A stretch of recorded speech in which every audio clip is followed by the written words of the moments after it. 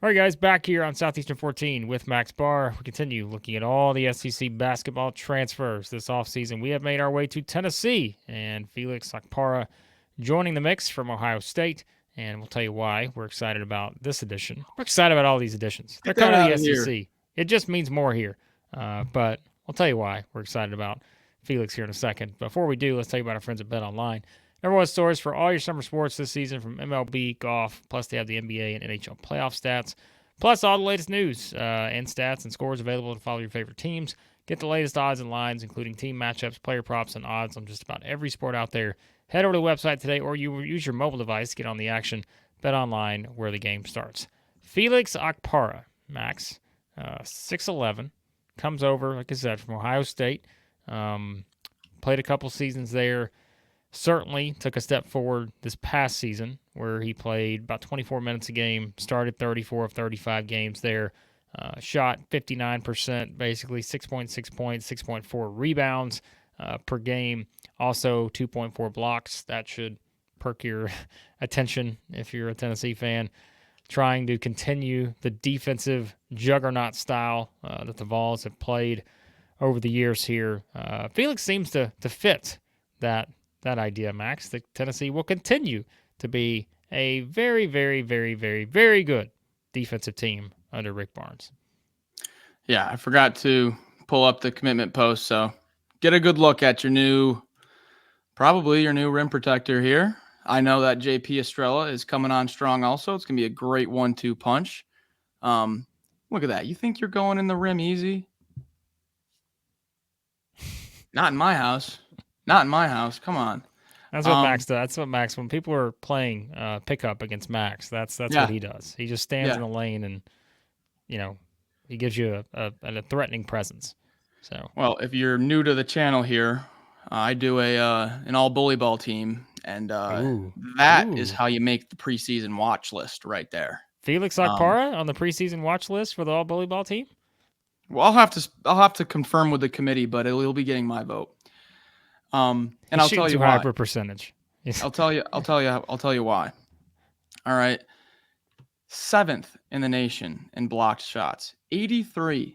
You remember last time you've done something 83 times? Because I don't. Well, he just blocked 83 shots this past SEC season. basketball transfer videos.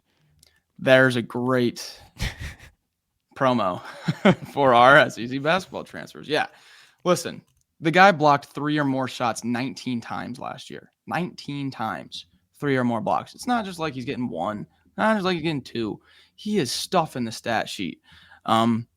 Before I really dive into the numbers, though, I like this get because I don't know what Rick Barnes, how he's doing it, but the Link Academy link to Tennessee is pretty strong right now. It started with Julian Phillips, and then right now there's 3 former Link Academy players. Cam Carr and Okpara were teammates, and then just after they left, JP Estrella was running it at Link Academy. So you've got 3 guys from the same high school team that are playing now. So you got that, it's comfortable. You talk about transition, how guys are going to mesh. And these guys have known each other for years. So I like that. So on the block front, if you're just curious, like you said, he finished 9th in the country in total blocks. If you're curious who surrounds him on the block list, okay? Tied for 7th, Zach Edey. Tennessee fans. He's tied for 7th. He finished with 1 more block than Felix Okpara. Only 1. Okay?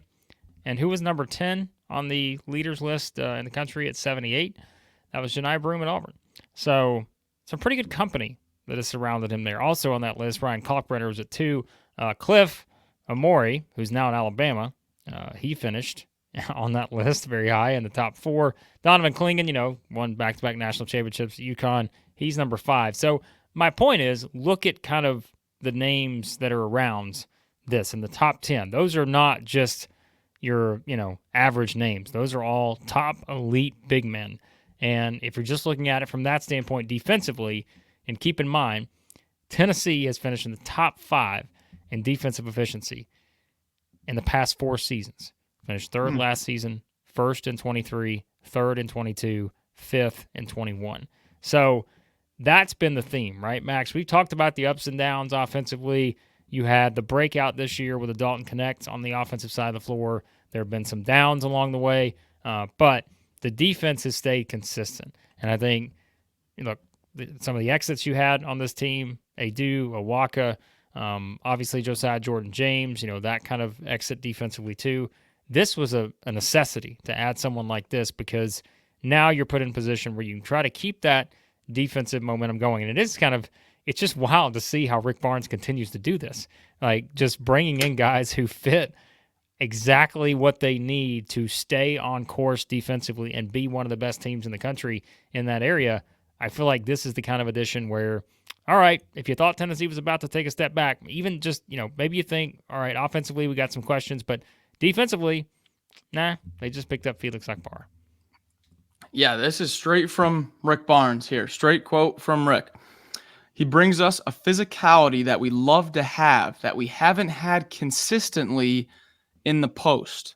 He impressed me with the fact that he's got a really competitive edge about him. He's going to fit in well with our guys. A little bit of coach speak, but I think the main part is that physicality in the post. Saw, and nothing against Mr. Adu. Love him. Thought he had a great year. But one of his weaknesses was against the heavier big men. Literally the heavier big men. Getting back down under the basket too deep. Okpara will be able to help in that category. We saw him. We got 2 SEC games out of Okpara last year. We did. We saw him against Georgia in the last game of the season, NIT.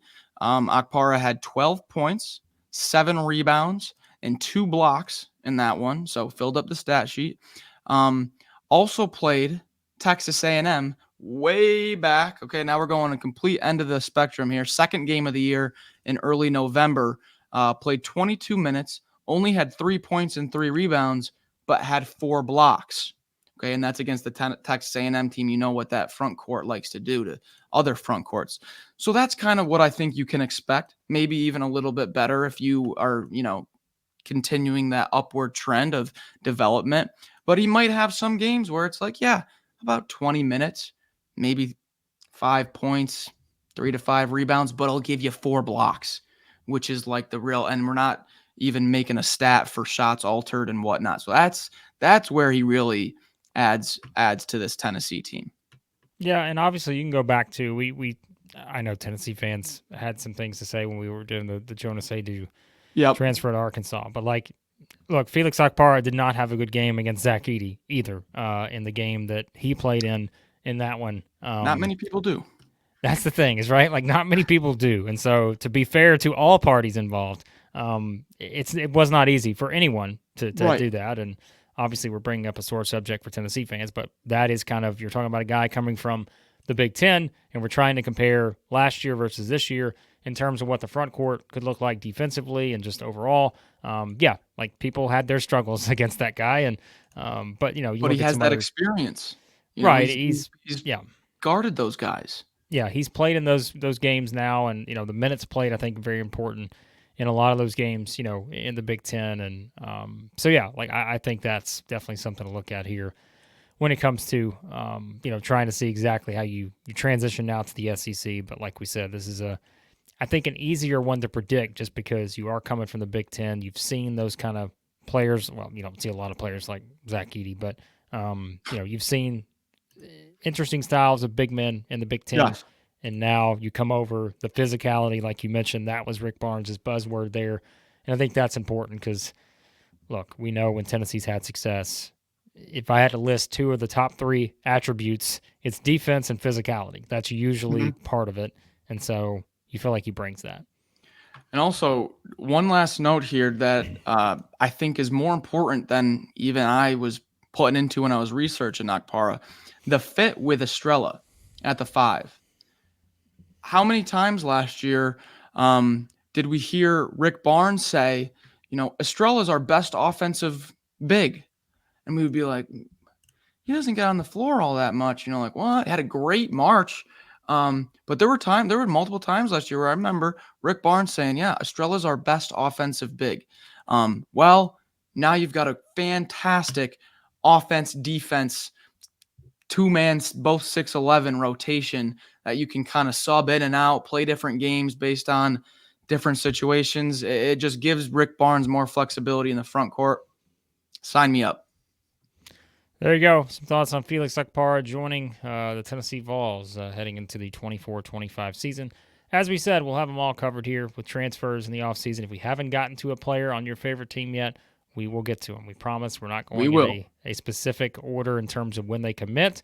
It's really just us getting our notes together on all these guys, getting everything we want to say about them, and then just doing them as we get to that point. So we appreciate you guys supporting the channel as always. Check out the football, baseball stuff we got as well. Check out all the other basketball transfer videos. And again, we appreciate you watching as always, and we'll talk to you again here soon at Southeastern 14.